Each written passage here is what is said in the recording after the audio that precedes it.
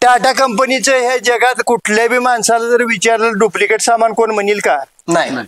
बरोबर आहे. टाटा म्हणजे फेमस आहे आणि त्याची उत्पादन किती आहे ते बी पत्ता नाही. मग काय झालं, ही सत्य घटना आहे. बरं काय झालं, त्याची एवढ्या उत्पादनात एक गाडी फेल गेली, नॅनो.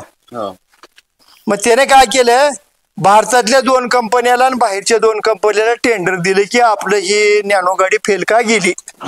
नुसत्या गाडीचा विषय नव्हता त्याचा, पूर्ण टाटा कंपनीचा विषय होता. मग त्यांनी काय केले, ती कंपनी म्हणजे आपली गाडी फेल का गेली त्याच्यावर संशोधन चालू केले. मग ती गाडी तर चांगली होती, बंद करा, किंमत योग्य होती, भारतीय रस्त्यावर चालणारी होती, मग फेल का गेली.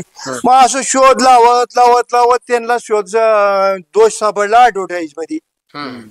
मग काय दोष निघाला, तर टाटानं काय केलं तर ती गाडीची निर्मिती करताना की माझ्या भारतातल्या गरिबाचं स्वप्नपूर्ती होण्यासाठी लाखात गाडी काढत आहे, म्हणजे लाखात कोणचं बी माझा भारतातला गरीब वापरावं, गरिबाचं स्वप्नपूर्तीसाठी नॅनो गाडी म्हणून त्याचे ऍडव्हर्टाईज लावले.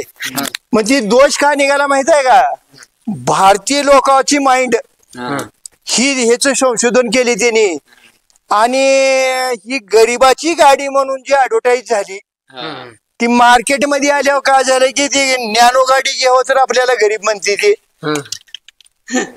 ऐका. तर ती त्यानं वाईट गाडी म्हटलं नव्हतं, गरीबाची गाडी म्हटल्यावर त्याचा एवढा दान म्हणा, त्याचे 1,00,000 2,00,000 उत्पादन असतील, पण एक उत्पादन ऍडव्हर्टाईज मुळे फेल गेले आणि ती कंपन्यांनी काढून दिल्या बरं त्यांनी की ह्या ऍडव्हर्टाईज मुळे ह्या भारतीय लोकांवर ही गाडी चालली नाही.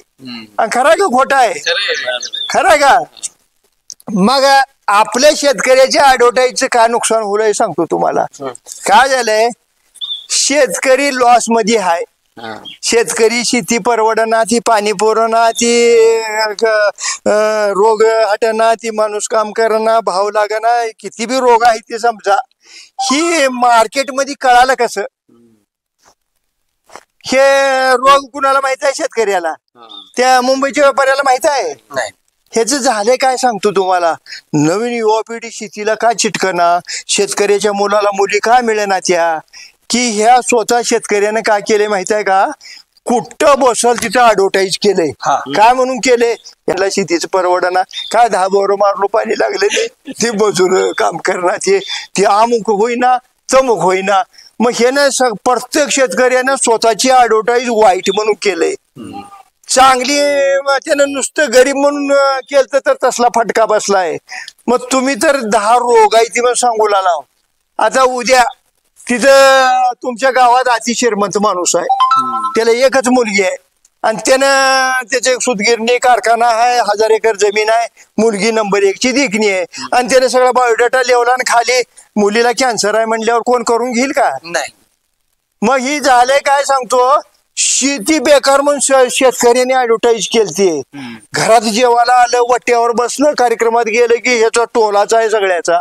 मग त्याचा परिणाम काय झालाय, घरात जेवताना आता बायकोचं त्याच्या तक्रारी किंवा चर्चा चालू राहणार की काय तिचे माय गाठली, पहिलेच वेगळं होतं, शेतीच परवडणार झाली.